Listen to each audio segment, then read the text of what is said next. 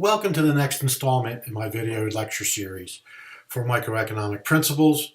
And in this particular video lecture, I'm going to be taking a look at another of the potential problems that could appear on test number 1. And this one has to do with elasticity, and we're looking down here in this portion at the bottom. A brewery sells 1,000 cases of beer per week in a market where average income is $50,000.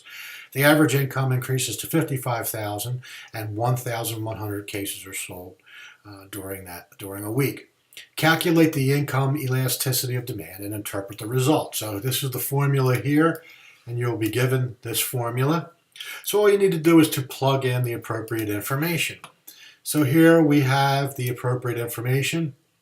The quantity after the increase in income is 1,100, while the original quantity was 1,000 before the income change. We add those two quantities together, and we multiply it by this quotient right here, which is the original income, 50,000, plus the new income, 55,000. And then in the denominator, we have the income level number 2, so it increased to 55,000, and we subtract off the original amount, 50,000, from that. So we simplify that down, so we get 100 in the numerator, 2,100 when we add 1,000 and 1,100 together. We get $105,000 when we add the 50,000 and the 55,000 together.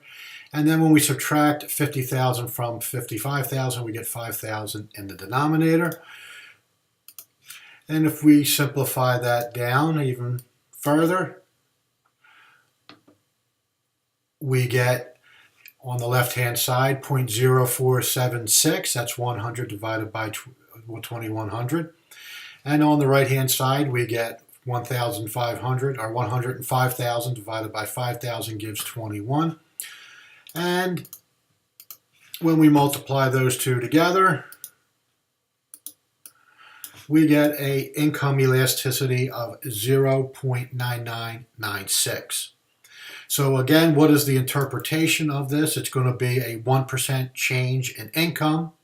So for this here, we have a 1% increase in income is going to cause a 0.9996% increase in quantity demanded. Be quite honest with you, if you end up with something on a test that looks something like this, you can round it to 1.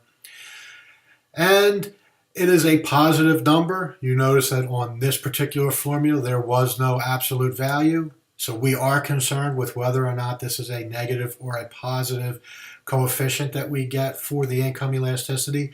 Since it's a positive coefficient, this is a normal good. A normal good is where there's a positive relationship between income and quantity demanded. And then finally, whether or not this is income elastic or inelastic. If you carry it out all the way out to these 4 decimal places, this is income inelastic because it is less than 1. So remember, for the income elasticity, if the income elasticity coefficient that you calculate falls between -1 and 1, it is inelastic.